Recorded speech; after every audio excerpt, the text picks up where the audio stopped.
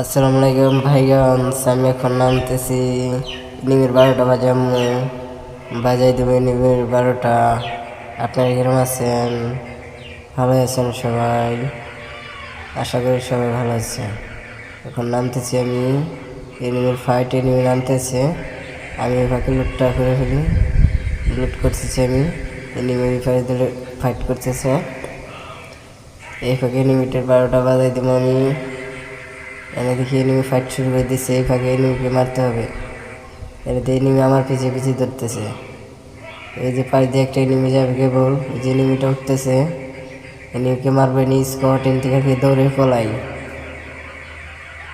পলাইতেছি। এই ফাঁকে লুট করতেছি। লুট করে এনে একটা গাড়ি আইছে, গাড়িটাকে ফাটাতে হবে।